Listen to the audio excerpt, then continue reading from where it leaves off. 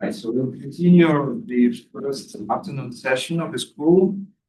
It's, Bernd from Temple is going to give us experimental perspective from the AC and detector. Sorry, one second before we start. So for the tutorials this afternoon, we're going to be using notebooks, Python notebooks in Colab.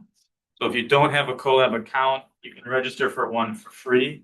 So please do that. If you'd rather not work in Colab, you can also run it on your own local Jupyter server if you want. A little bit maybe harder to do, but it's something that you can do. But just wanted to give everybody a warning of that for this tutorial session this afternoon. Sorry. Thank you.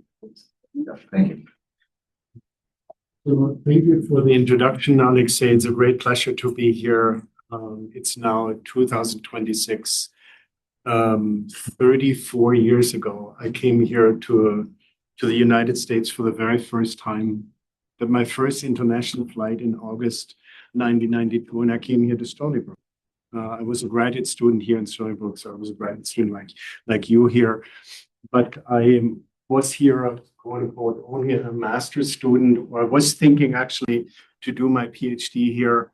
But then I was lured away to do deep inelastic scattering at Hera with the Zeus experiment. So I grew up in particle physics. So it's a great pleasure to give this lecture on physics and detector overview at the Electron-Ion Collider. So this is part one. After listening to Fred and after listening to Konga, it's amazing. I think we were connected in spirit, even though we didn't share slides. You will see there's a lot of complementarity among our presentations.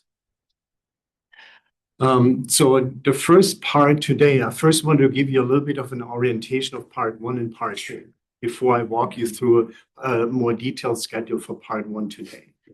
I would say part one focuses on DIS basics in experimental aspects, particularly how do you actually make a structure function measurement? What is involved in that more from the detector side? You're not measuring, and you've heard of these terms, X and Q square. You measure something rather different. You make an energy measurement, you make an angle measurement, and then you reconstruct kinematic variables. But this is not so straightforward, so I will talk a lot about this. In part two, tomorrow after I've discussed DIS basics and experimental aspects, part two will deal with, to give you hopefully a comprehensive overview of EIC physics and the detector that we have in mind to actually realize that. I already shared with you today my thesis experiment detector, named the Zeus experiment at the Hera Collider, but there's many aspects, and I mentioned some examples already today, which will be rather different than the EPIC detector, what we have in mind for EIC. And I'll mention this tomorrow when I come to that, why this is like that. So let me first give you a more detailed overview of part one today's class. So I will begin with an introduction to DIS. And again, Fred's lecture, Kong's lecture was a wonderful introduction to that already. I will be rather very quantitative about the actual process description of DIS, and I will walk you through this. How do we actually come to these cross-section formulas to actually develop this? Some of these acronyms from your particle physics lecture you should have heard before, so I will put this all together. The Dirac cross-section, you have heard from Kong, the Mott cross-section, and the Rutherford cross-section. So I want to combine all of this and summarize and emphasize again which part covers and what does certain elements ignore, or is only an approximation going from Rutherford to Mott to the Dirac cross-section. And then we come finally to the DIS cross-section. And then I will spend quite a bit of time on this over the years, particularly starting actually as a graduate student and then a staff member at Hera for a while before coming here. I spent quite a bit of time thinking about DIS kinematics. So I know this topic extremely well. So I spent a lot of time on this to tell you pitfalls and challenges and the things that you have to really worry about when dealing with DRS kinematics. And then discuss with you the principal elements of a structure function measurement. And then I made an illustrative plot of a structure function. You've heard the term already. F2 is a function of x for 3 distinct values in Q square. And point your noses, your eyes to that where you see scaling and where you do not see scaling, where you see a drastic violation in scaling, namely different values of F2 in Q square. And it happens to be, so that was my choice, that the 3 Q square values all differ by a factor of 10, but we'll come to that. I will discuss one example, not the epic detector yet, how this was realized at the first collider experiment in deep inelastic scattering, namely the SUSE experiment, and what really the emphasis was there. And tomorrow, and you will hear this tomorrow, I'm sure also from Kong, what the physics program will be beyond the first collider experiment in EP scattering. And there are certain elements which is really new, which is also a testimony to the development of our community. Before I summarize. So this is here a generic diagram. Don't mix this up that this is a Feynman diagram. This is an illustration of that, of course. The electron is coming here from the left, proton here from the right. There's either in the so-called, this is already one classification. If you have a scattered electron in the final state, and then this is one type of exchange, either a photon or a Z boson. This was both observed at Hera. And then you have here the struck work here fragmented into observable hadrons, besides what is referred to as the remnant. So you hear these acronyms many times as I will walk you through that. So let me make first some general considerations on scattering experiments. Some of these illustrations you have also seen before. So this is a very beautiful overview which appeared in a Hera yearly report a long time ago to really emphasize what is really the spirit of the Hera program. So as you have heard by now many times, the beginning of scattering experiments in the early 20th century by Rutherford, smashing an alpha particle on the thin gold foil, then the Hofstadter, where you sort of saw, also sort of observed a diffuse charge cloud, that the proton was something rather different than a point particle. And then the culmination of that at higher energy, scattering an electron on is still a fixed target, but scattering on point-like constituents, namely the quarks inside of the proton. And then increasing that in energy, electron in a collider mode, electron-proton scattering at Hera. Still to this day, we have no indication, even though in the conceptual design report of the SUSE experiment at Hera, there were many elements which later on the physics program became relevant. But one of the key focuses of the SUSE experiment or H1 experiment at Hera was actually to hopefully discover substructure of quarks. But later on, this was pushed aside for other more, I would say, relevant topics. So probing a smaller distance requires a larger momentum transfer, smaller wavelengths. You see this very nice illustration of that. This took over 100 years to come to this point where we are right now. This is 1900, this is 2000 here, resolved. I mentioned in femtometer, Rutherford, Hofstadter, SLAC, Fermilab, the CERN programs, and last but not least, the Hera Collider program. So the measurement of the final state, namely the scattered electron, is essential through the momentum transfer Q to really reveal the structure of the underlying target, in this case, the colliding proton. And what you scatter is a point-like probe onto the object whose structure you really want to investigate. So also you have seen this before in an illustration of the beginning of this program where you carry this out in a fixed target mode.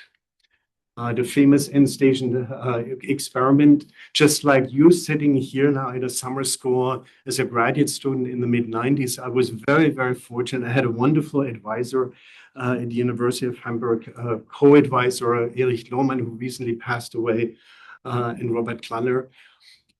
And they provide a lot of support, and they sent me to 2 summer schools in summer 1995. I remember this so vividly because my wife was pregnant with our first son, who was born in September in a hot summer in Hamburg. And then a year later, in summer 1996, they sent me to Stanford to a summer school at SLAC, the DIS summer school. So I was in heaven there, meeting a lot of famous people, including Bjorken and people like that. So let's see, is this still working? Yeah.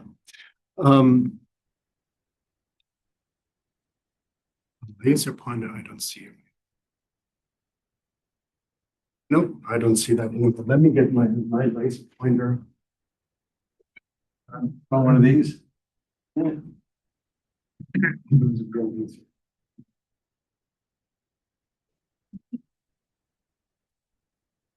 Want the light stem or? No, it should be okay. You should see. You should see. All right. So now I want to contrast this to in the collider mode. So you have this long linear accelerator. You have a fixed target here. And then you have a spectrometer, a detector system at a fixed angle, and then you make measurement at a fixed angle. That was the true spirit of a fixed target experiment, okay? So now in a collider mode, you're colliding 2 high energetic particles, and you see here, this is a photograph actually in the tunnel of the Hera collider experiment. So here on the bottom here is the accelerator, and I was really pleased to read the program that you actually will have a bunch of lectures on the accelerator physics. This is really nice. Otherwise, we as a community would not exist if there's not an accelerator physics community, which is a whole other aspect of really providing high energetic particle beams, providing high luminosity, and on top of that, having those at hopefully a high beam polarization. So that's the electron ring here, and here's the proton ring. This is a view that you can literally see if you fly with an airplane, let's say from Frankfurt to Hamburg. You see here the airport in Hamburg here. This is the western part of Hamburg. Here's here's the soccer stadium of the Hamburg team here. You've heard here from Kong before about the discovery of the gluon through a 3-jet event. See here, Petra. This was and still is the famous Petra ring, where one of the experiment, my advisors worked on this, the Tasso experiment. Günter Wolfgang, he was a spokesperson of the Tasso experiment. In the Zeus experiment here, you see here the horse racetrack here, the Zeus experiment 30 meters underground was one of their collider experiments.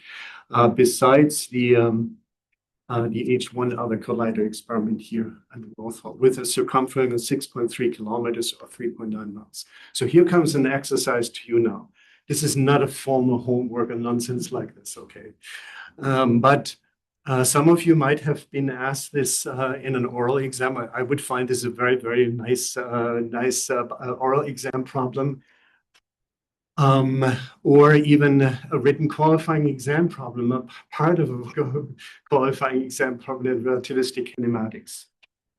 So take an electron beam of 27.5 GeV and a proton beam of 920 GeV. Calculate the center of mass energy. Okay, so you formulate 4 vector here, 4 vector here, and then you calculate S equals to from the electron 4 vector plus the proton 4, the whole thing squared. Okay, so then you come to a number.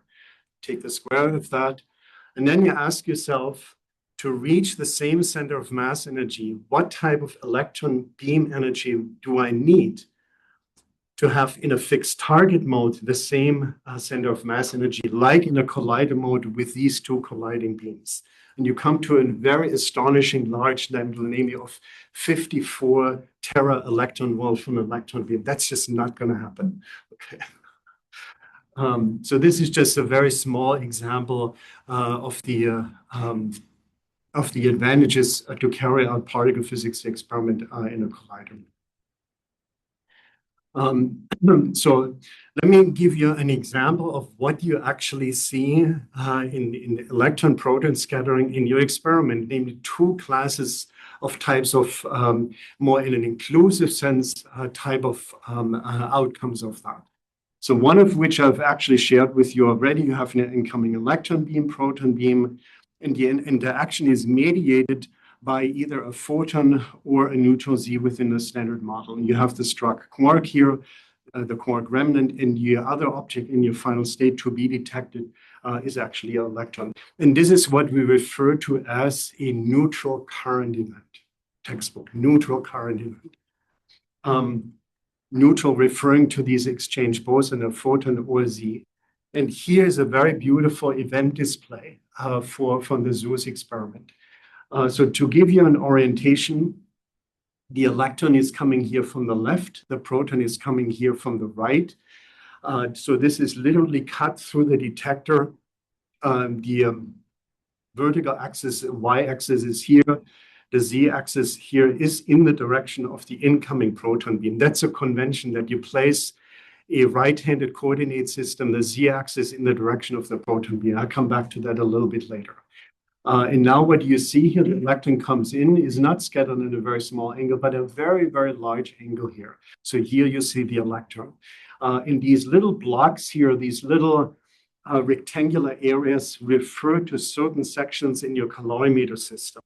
So you will have a dedicated lecture if you don't know what a calorimeter is. A calorimeter is an energy measurement device. And what you typically do, you segment this into an electromagnetic and a hadronic section. An electron, for example, is an electromagnetic object. It showers, develops a combination, a spray of lower energetic particles out of the interaction of this electron with a block of matter. In the case of Zeus, it was a scintillated uranium calorimeter very early on. You see this here. So that's the electromagnetic section in the barrel region, or the electromagnetic section in the rear direction, or the electromagnetic section in the forward direction. In contrast, a hadronic particle, for example, a pion, takes much longer in the longitudinal sense to shower and deposit its energy. And that's why this is read out separately. You have here actually two separate hadronic sections. You have here one hadronic section in the rear direction and also two here in the barrel region. So you see here a track from the tracking system inside of a solenoidal magnetic field, 1.4 Tesla in the case of Zeus, and pointing to the energy cell here, calorimeter cell, depositing electromagnetic energy. And a spray, namely that spray of particles from the struck quark here, fragmenting into observer hadrons, tracks, and leaving lots of energy, not only in the electromagnetic, but in particular in the hadronic section. Very, very beautiful event display for neutral current event. So now, that's not the only type of interaction that can occur. The fact that Hera was carried out at very high energies, large center of mass energy, allowed to open up an additional phase space beyond the fixed target mode, namely to exchange not only a photon, now also a Z, but also a W boson. But W bosons are charged, W plus or W minus. And now the fundamental verdicts are then electron and a W, you have here a neutrino in the final state. You have nothing in your detector. Okay, so it looks completely empty now. And this is what you see here. So there is no observable electron or electron energy depositioning anywhere here. So you have only stuff here in your hadronic calorimeter from the breakup of the current jet here.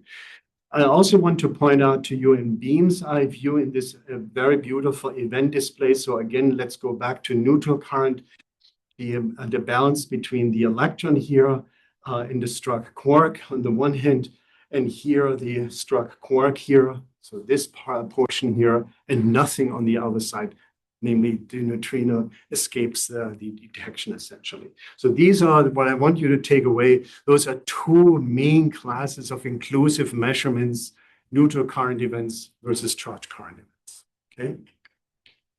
All right, so let me now walk you through the next part of the DIS process description. This will be a little bit more quantitative.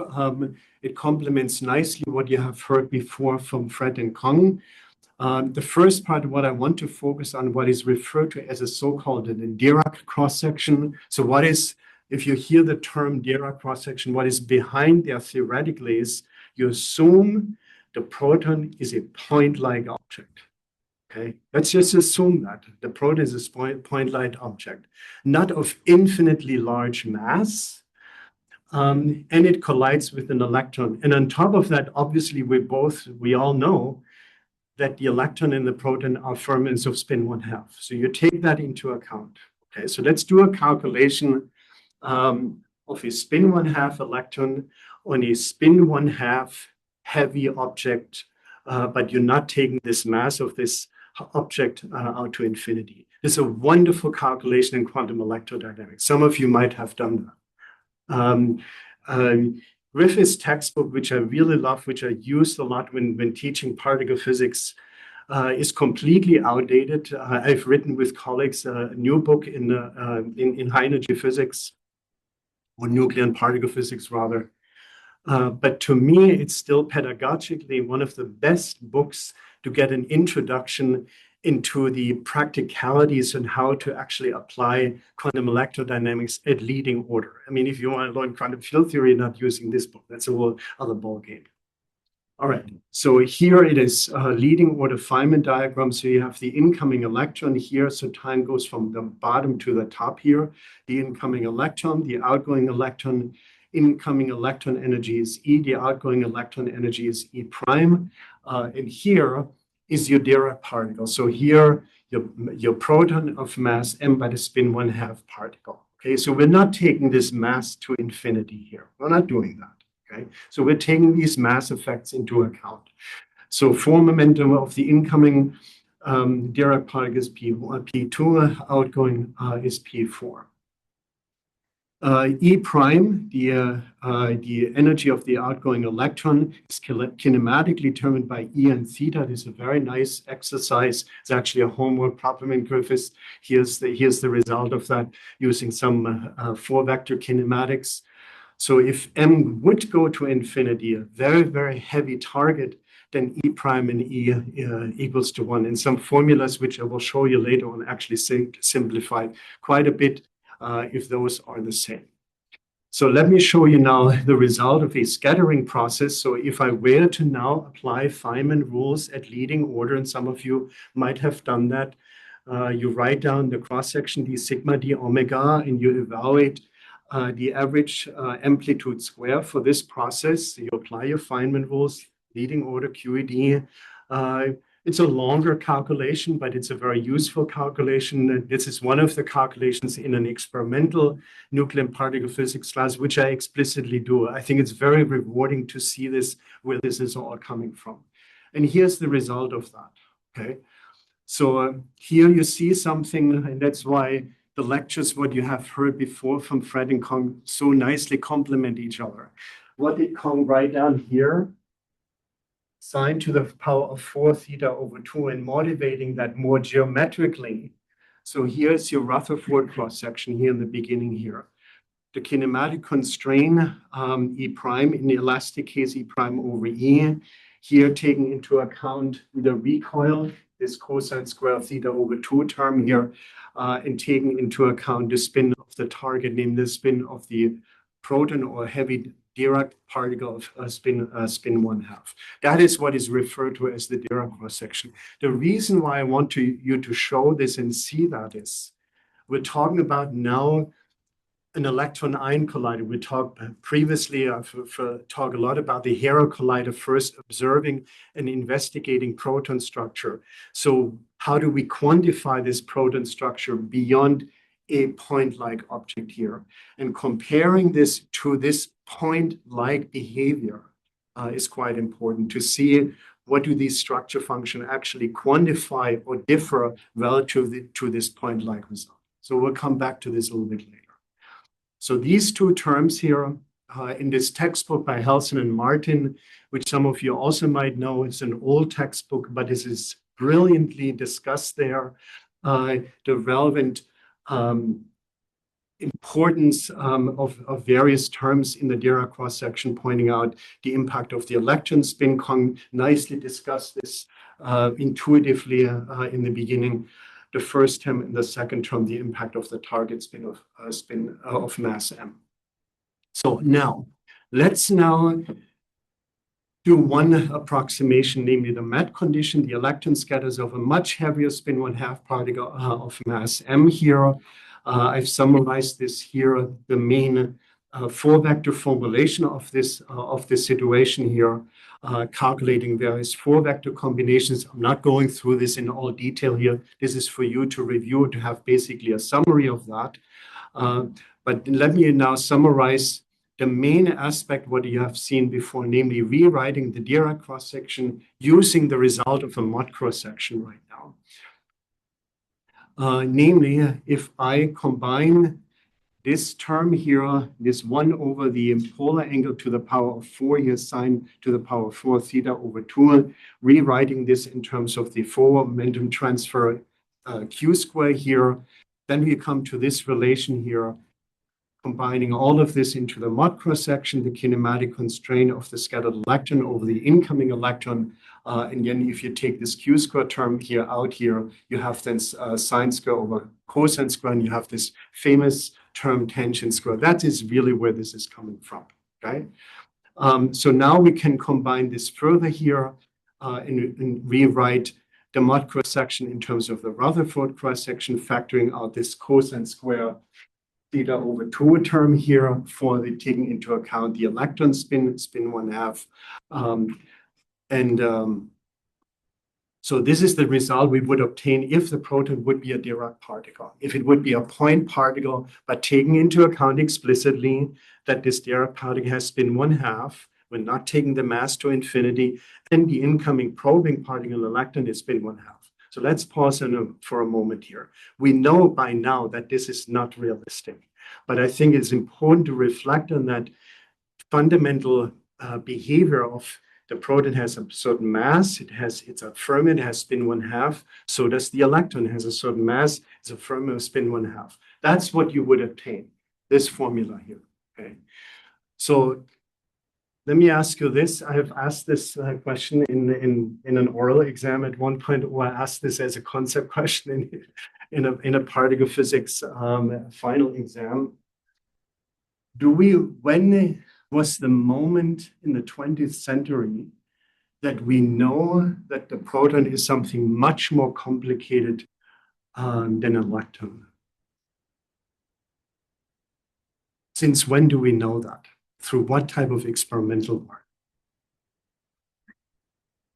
Yeah.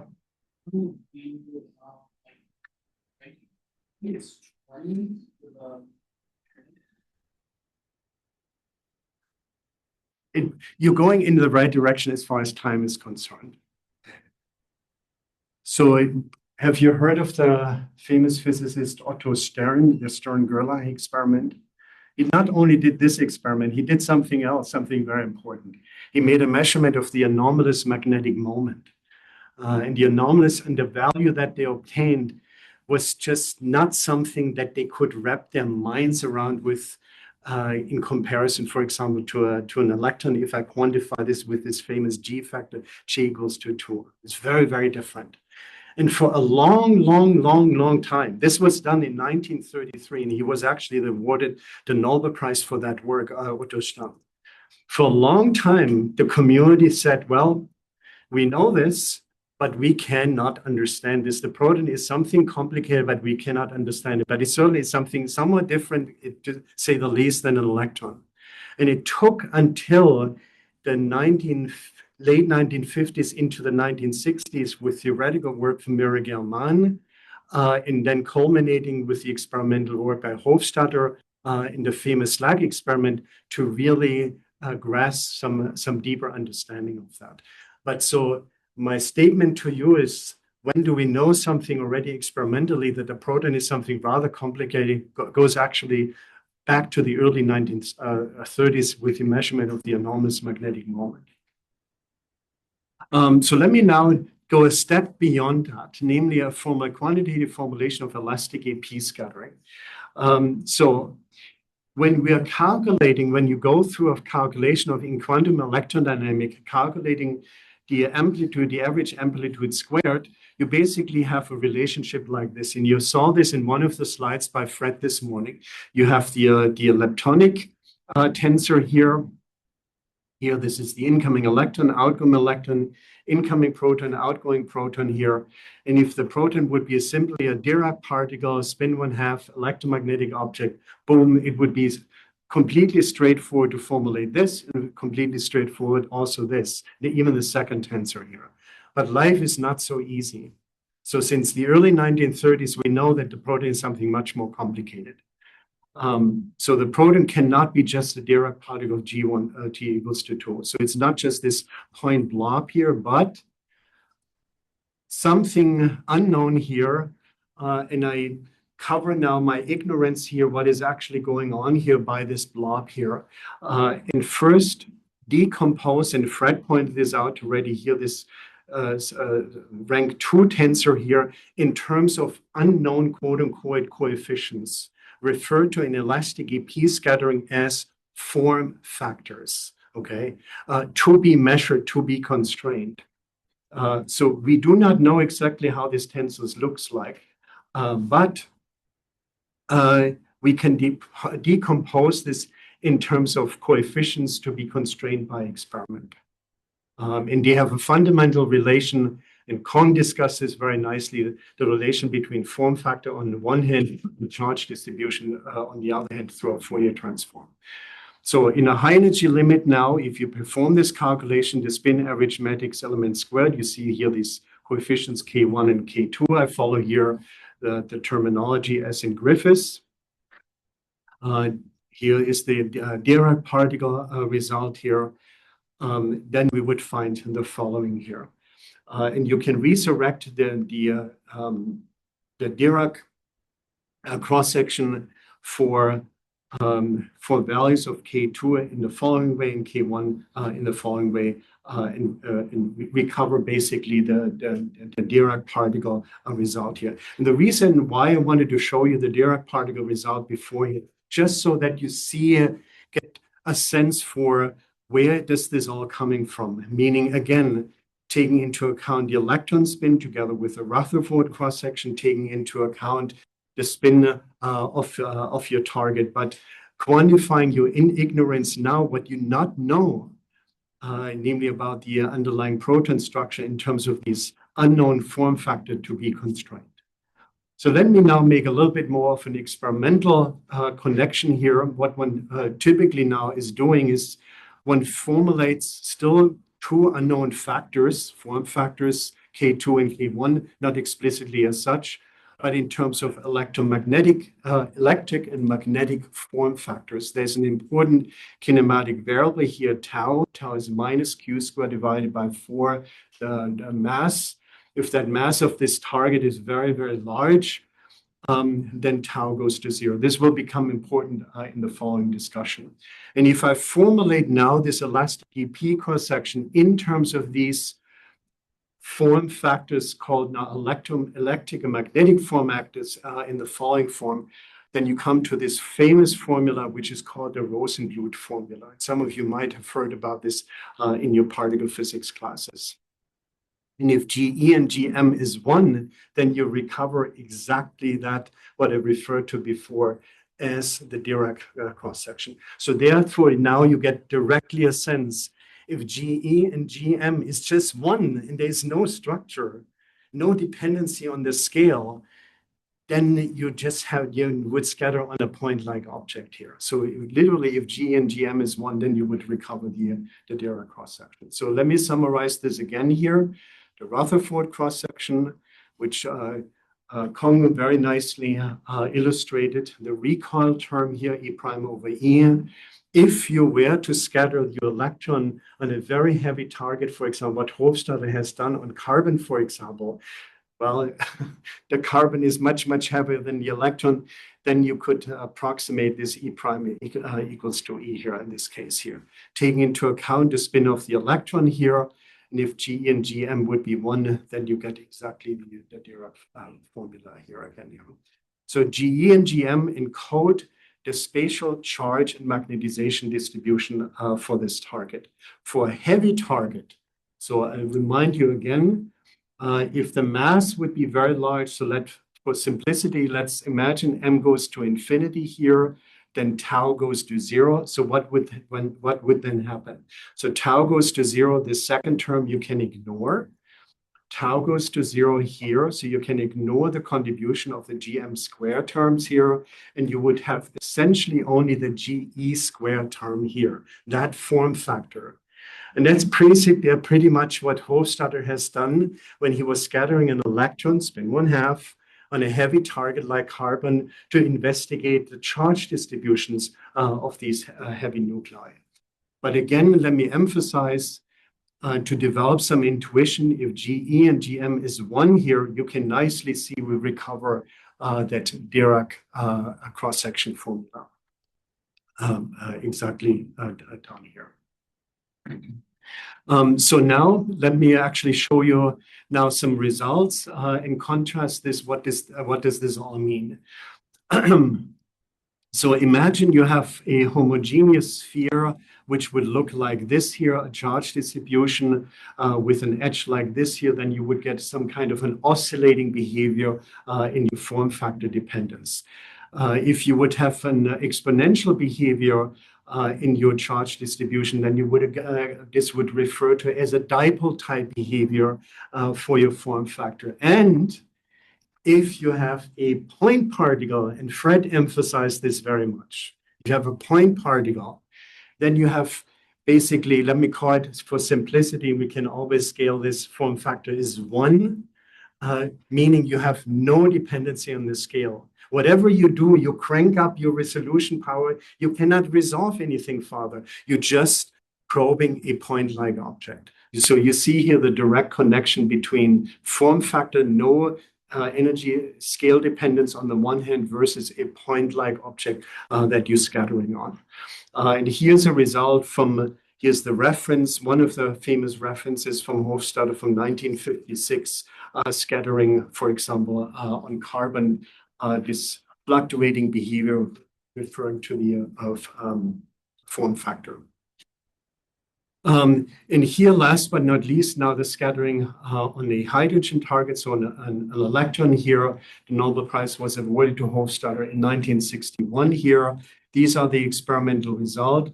This would have been the result from Mott cross-section only, or the Dirac cross-section. You see here a striking difference from. So let's now step a little bit beyond that. When we're talking about elastic EP scattering, all what we have assumed so far that this proton stays intact. We have an electron coming in. Let's ignore for the moment collider versus fixed target mode. Electron comes in, scatters off of a proton. This is the initial state. In the final state, you have a scattered electron, and you also have to scatter the scattered proton. Okay? The proton stays intact. You're not scattering, and now I'm jumping ahead, with that virtual photon on a quark, leading to a current jet, and that proton is breaking apart. So meaning you take the form momentum squared of the outgoing proton, you still have the mass of the proton squared. So now we're stepping away from that, okay? So now we're entering the realm of an inelastic case. So this is now no longer constrained. So PT total squared is now no longer constrained to be the mass of the proton squared, no longer. So now how do we quantify this here? So E prime, for example, the energy of the scattered electron is no longer constrained just by the energy of the incoming electron and the polar angle. So you have now here not just d sigma d omega, but differential in the energy of the scattered electron. So basically, you have here two measurable experimental quantities: the measurement of the energy of the scattered electron in the final state and the polar angle. So you have here a double differential cross-section. And now the name of the game is you do something conceptually rather similar. You parameterize this in terms of a leading order, in terms of a product of two tensors, the leptonic tensors, which is entirely quantum electrodynamic, incoming electron, outgoing electron, photon, for example. And you have a hadronic tensor, just like in the elastic case, but now we're talking about the inelastic case. Now you parameterize this in terms of unknown coefficients. I will not walk you through this in all glory detail here, but just summarize the main basic elements to that, but you do something very similar here in terms of unknown coefficients. And the end result here is now a double differential cross-section in terms of measurable quantities here. So the double differential in terms of the energy of the scattered electron and the polar angle. That is not yet the end of the story, because I still have to talk to you about relativistic invariant quantities here. But historically, that is how the community were early on presenting results in terms of W1 and W2. But W1 and W2 are now functions of these quantities here, Q square and the Bjorken X scaling variable. So of two variables. But you still see here the cosine square term and the sine square term. And you understand where this is coming from. That's why I wanted to explicitly point you to these famous Dirac cross-section. All right, onward. So here you now see the famous result for the double differential cross-section measurement normalized by the mod cross-section as a function of Q square for different values of the invariant mass. And the invariant mass is now larger than the proton mass. That hadronic system is breaking apart here, okay? And look at this here. This is as a function of Q square here. So take this as a measure of your form factor, so to say, even though we're talking about a structure function right now. And what did I tell you before, the relation between a charge distribution and form factor? If the charge distribution is a point-like object, what is the form factor? It's a constant. So you see here this flat behavior here. And Kendall and Friedman and Taylor, I never met Kendall anymore. He already passed away when I was in the faculty at MIT for almost 10 years. But Friedman was a very close colleague of mine. He's still alive. And he shared with me, and it is truly a gift to talk to this wonderful person.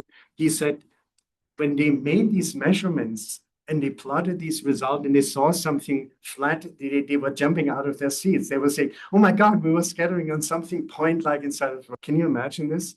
And you were expecting something like this? Anyhow.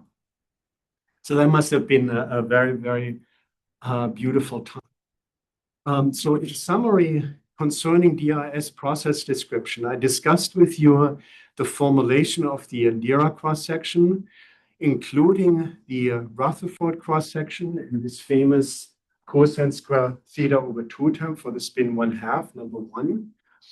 The recall E prime over E, in the elastic case, that the energy of the scattered electron is constrained by the energy of the incoming electron in the polar angle. And if you take this cosine square term out, this sine square term will be transferred into a tangent square term, reflecting the last term, the spin 1/2 of the target.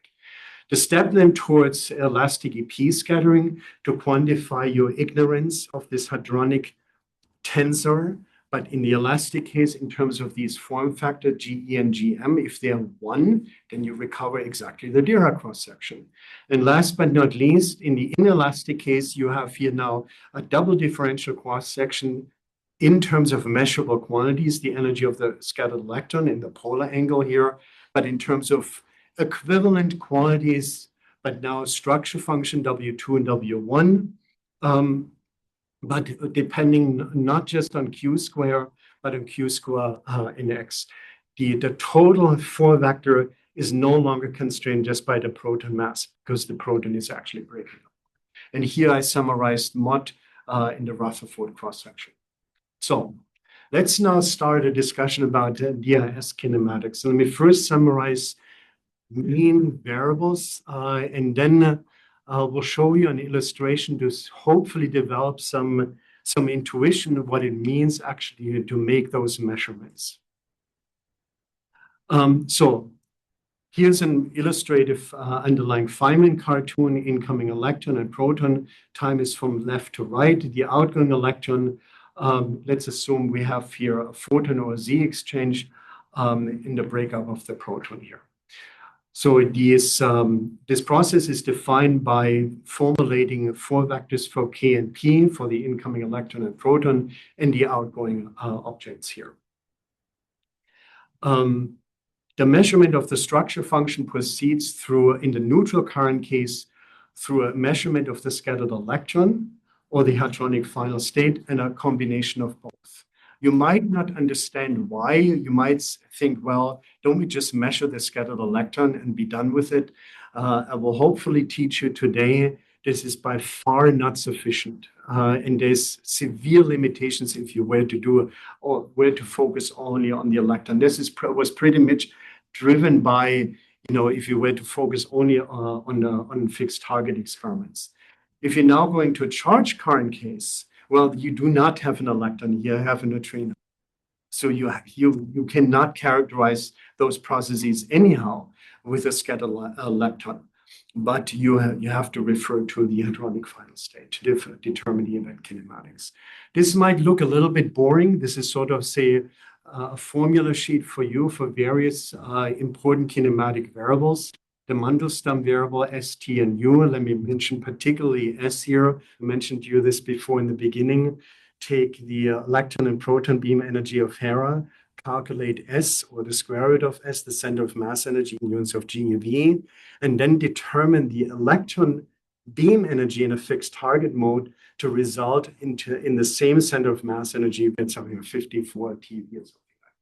So what you do here, take K plus P squared, and you can show that this is roughly 4 times E times P. Whenever you see this symbol approximately, this refers to the case where masses are ignored. Since we're carrying out these experiments at very high energy, often masses are ignored, but beware of that. Q square is the negative square of the momentum transfer Q here.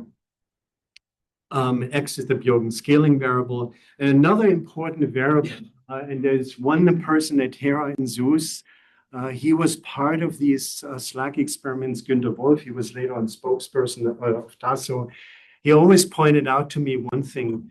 It's nice when we're talking about structure function measurements, but he always referred to this at a solid level of Q square. But the minute you're going into the extreme limit, Q square going to 0 in the photoproduction limit, we can't talk about a platonic particle picture in terms of structure function. Then it only makes sense in terms to talk about in terms of a cross section, but that's a whole other lecture.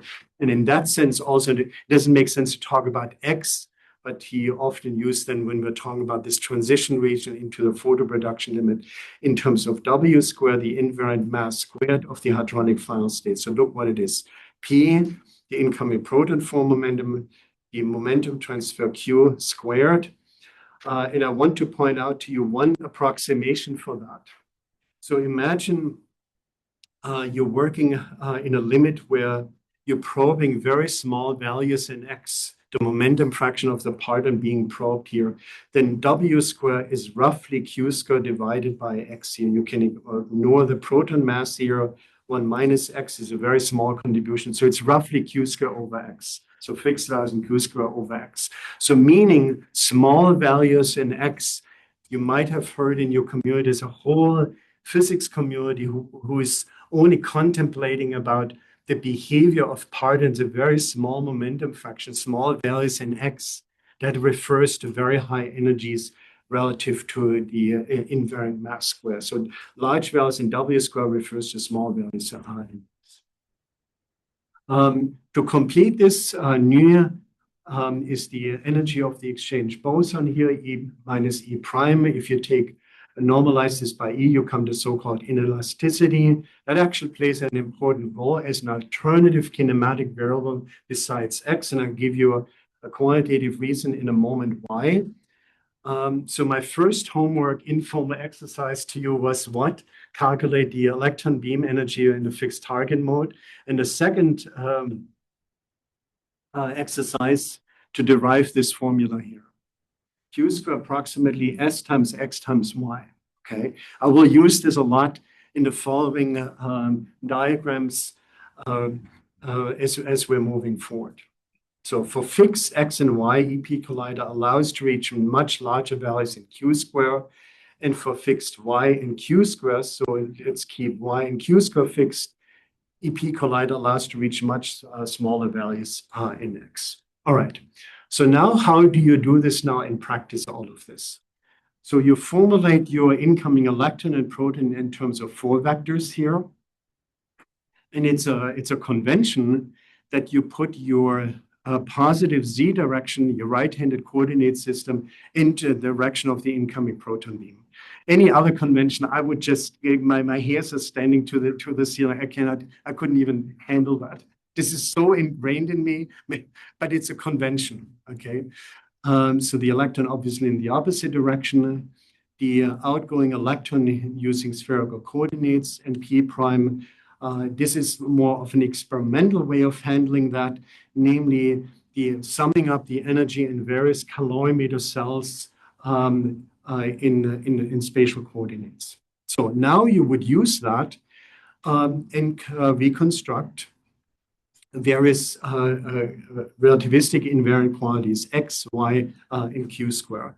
And here's my third and last exercise for you is derive this formula for Q square here in terms of this famous relationship here.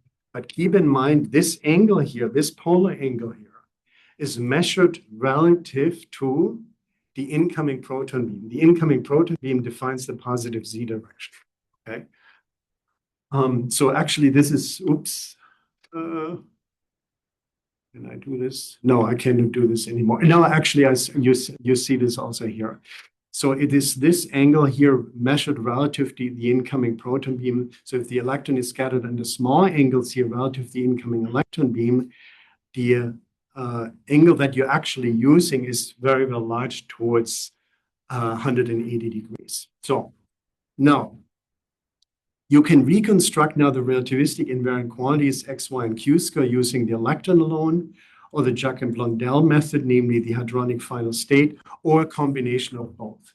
So what you experimentally basically measure is the energy of the scattered electron, the polar angle, so the electron alone, or the current jet, its energy and the effective angle, or a combination of both. So in principle, you could imagine you could define 6 methods, actually. You could also imagine you just take the angle from the electron and the angle from the struck quark, or the energies, etc. And I will point out to you on one example now why this is essential to do and not just focus on the electron only. And so what I will show you right now, this is the last big part. I hope, and I want you to, I uploaded the animated slides and I want you to click through this yourself to start developing some intuition into that. So imagine you're colliding now an electron beam 10 GeV on a proton beam of 250 GeV. Those are my nominal EIC energies. Even though we were just joking over lunch, that is no longer 10 but 9 GeV if I forget that. Okay? So it remains to be for me 10 on 250. So now you measure now the scattered electron in terms of its energy and the polar angle, and the same thing for the current jet. What I want you to always have in the back of your mind, you interact this photon with a charged object, namely a quark. It's getting knocked out of its way, fragmented into observable hadrons. And here is your current jet, its respective energy, and that angle gamma here. And what is quite critical now when we're talking about characterization of a process, where does stuff fly? Where does the electron actually fly in your detector, depending on what kinematic region you actually want to investigate. Imagine there's somebody saying, well, I'm only interested in the behavior of partons at very small x values. Somebody says, no, I want to investigate how partons behave, which have a very large fraction, namely 10%, 20%, 0.1, 0.2. It depends critically where you are in this kinematic plane, q squared as a function of x, where then your electron flies with what energy. I cannot tell you how many events you see there, but I can tell you based entirely on 4-vector kinematics what the energy is in the polar angle. It's quite amazing how much intuition you can develop just based on that. I cannot tell you how many events I see there. Then I have to go through the dynamics and do a Monte Carlo simulation or do a full-blown calculation, but I can tell you where they fly with what energy. And so let me step you through that. So imagine we are here at very small q square values. And what you see here now is at a fixed value in x, so this is roughly a few times 10 to minus 5. In very small values in q squared, this is a few times 10 to minus 2. The hadronic final state goes essentially in the rear direction, and has incredibly small energies. And the energy of the scattered electron also goes in the same direction, but it is somewhat larger in energy. And let's see, and I'm keeping q squared fixed now, how this changes as if I now increase the momentum fraction. Okay, so now when I'm increase the momentum fraction, I'm scattering an electron at a larger and larger momentum fraction of a parton relative to the proton. And what happens here now is, initially, this hadronic final state is first in the rear direction, then in the barrel direction, and eventually very, very forward, because you have this proton coming in, you scatter this electron on a parton with a very, very large momentum fraction, and that current jet is completely undisturbed by the scattering of this electron here. Okay, so you have very, very high energy of the current jet here at large x values. And this conceptual behavior is essentially not changing if I'm now increasing q squared as far as the hadronic final state is concerned. Let's first focus on the red arrows. So let's look at this particular example here. First in the rear direction, then the barrel, and then very energetic in the forward direction. However, if you dial up now in q squared, this is not written here, but never mind. If you dial up now in q squared, the energy, the angle of the polar angle gets larger and larger. So see here, it's hardly any scattering into the rear direction. Eventually, it's getting closer into the barrel direction. And at the highest level of q squared is the electron then scattered in the forward direction here.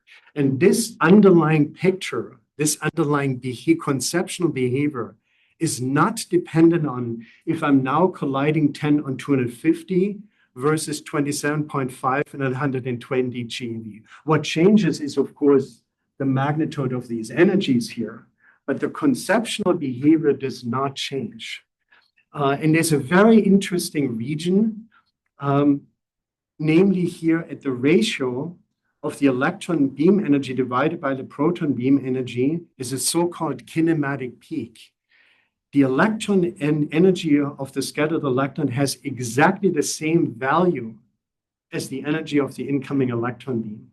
And you can actually use this to calibrate your detector. It's like a test beam. It's a so-called kinematic peak method. It's a very, very beautiful way. And the beautiful thing is your cross-section actually is largest and peaks in this direction. So you have tons of these events to calibrate your detector, actually. The so-called kinematic peak method. And the second and last thing I want to share with you, and then I stop and continue then tomorrow, is something rather challenging to initially grasp on. And I want to show you this only on this upper top left graph. But first, I want to show you in general what you see here. And I want you to contemplate afterwards yourself about this. So what I show in each graph is q squared as a function of x. For this particular colliding beam configuration is always the same. But what changes from top left to top right to bottom left to bottom right, which quantity I am keeping fixed. On the top left, I'm keeping fixed the energy. So those are isolines, the energy of the scattered electron. I'm keeping that fixed. You can derive this little formula here to show that. So I literally have here a simple formula Q squared as a function of X, but keeping the energy of the scattered electron fixed. And so look what is happening here. And I show you this now in steps of 2 GeV. 2, 4, 6, 8, 10, 12, 14, 16, and so on. And all the way up here is 100. Okay. So now let's take an example here. Let's take Q squared of 1 GeV squared. And I'm changing the energy of the electron from 2 to 4, 6, 8. All of a sudden, I'm making a huge jump here in X here. Do you think that's a problem? So imagine your energy uncertainty is a little wiggling around 2 GeV, just for illustrative purposes here. If I'm down here, oh, I have a fairly small change in X here. Okay.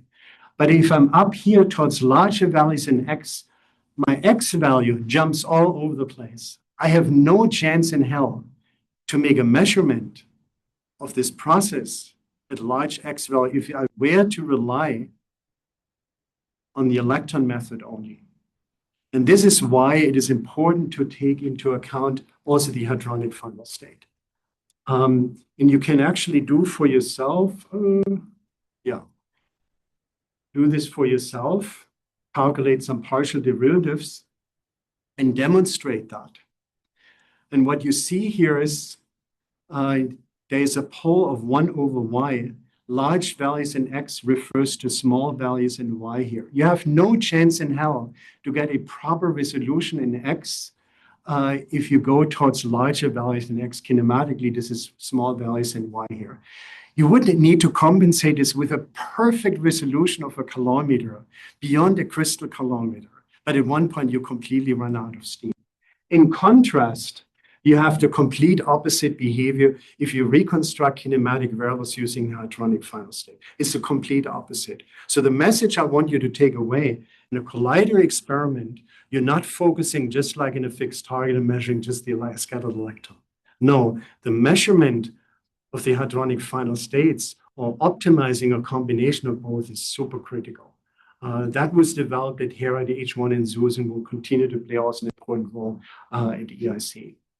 And the last thing is what you now do is you go, historically, you formulated this double differential cross-section in terms of W1 and W2, but now in terms of relativistic invariant quantities, that's what you really do is in terms of, for example, Y and Q squared, also X and Q squared. And then these labels become now W1, W2, and you have heard this in Fred's talk, F2 and FL. Let me skip this for a moment and actually show you the last slide here. An intuition to what you actually measure and contrast this. What does this actually mean in terms of the proton structure? So I made this plot here. F2 is a function of X here for 3 different values of Q square. And I promised you they all differ by a factor of 10. I've done this intentionally, 1.5, 15, and 150. And remember when Fred was talking to you about scaling behavior, or I showed you this, if the charge distribution is a point-like object, then the form factor, there's no dependency on the scale. That's where they were measuring here, right here, okay? But once the kinematic phase space opened up with fixed target experiments in the early 1970s at Fermilab and its CERN, and then ultimating then eventually in the HERA experiment, you see here, you see for fixed values in X, you see a striking difference for different values in Q squared, and different behavior in Q squared, and that is predictable. And what Fred and others refer to as evolution, you can predict that. In the underlying structure, what you see here, this striking increase in F2, you see reflected here. If the proton would be just 3 valence quarks, you would have just a distribution like this here, 3 bound quarks by gluons, you would have a distribution like this. But if you have the full-blown dynamics of QCD, you see this here. That's what you see in the experiment. So it's a zoo of lower energetic, lower momentum quark and underquark pairs in gluons. And this behavior is predictable in QCD. There's a triumph in this with the discovery of asymptotic freedom and award of a Nobel Prize. So to measure this, here's one realization how this was done in ZEUS, a central tracking system, a high-resolution thermometer system, and they also had a muon detector system. But one thing what was not there, and I will discuss this tomorrow in my second lecture, was a strong emphasis on particle identification. So making semi-inclusive measurements among this breakup of that proton. Was this now a cation? Was this now a pion? And so on. That was not a strong emphasis. Okay, so in summary, I showed you explicitly, and I think it's important that you see this, the connection of the DRS cross-section to Dirac mod in Rutherford. The relevance of collider kinematics, this was very brief. You have those slides, and I want you to, those are animated, I want you to click through that and develop some intuition to that. Where does stuff lie in your detector, with what energy, depending where you are in your kinematic plane. In the literature, which I want to share with you here, that's a review article which I wrote at the end of my PhD. You might find this useful. The best pedagogical approach still for the introduction of Dirac cross-section to elastic EP conceptually is Griffiths. And I have to tell you a funny story. So I took this class here, my first particle physics class here in Stony Brook in level D, based on Griffiths' textbook. And I swallowed this book, and I fell in love with this book, and I still have that, and it's all almost breaking apart. And then I decided I'm not doing my PhD here. I go to Hamburg. And then I remember colleagues there. I was green behind my ears. I heard them talking about Hardin distributions and structure functions depending on not just Q-square, but X and Q-square. And I went back to Griffiths and I said, it's not in there. So this is one drawback of this book. You will not find this. There is no discussion about this. So this took me a long time to wrap my mind around this, that there's so much more beyond a very simplistic characterization of form factors, but it is what it is. The other wonderful textbook clearly beyond that is by Helson and Martin. It's not updated, and we wrote together with several other colleagues, Foundations of Nuclear and Particle Physics, back in 2017, a textbook on this topic, which you might find useful. It's more up to date.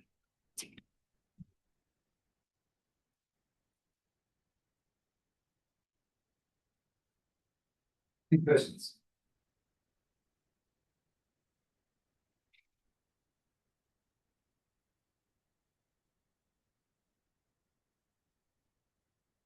So you saw a lot of stuff what Fred showed and what Kang showed.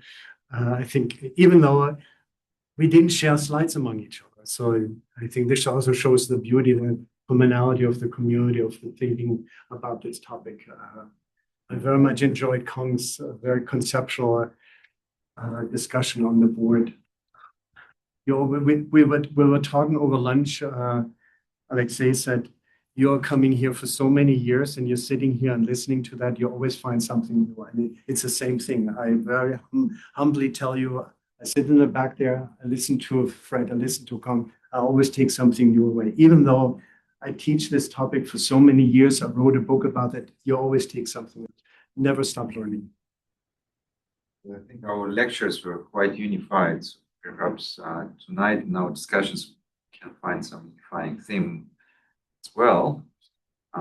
So when the homework is due, today it's on. I'm going to see it tomorrow. Okay.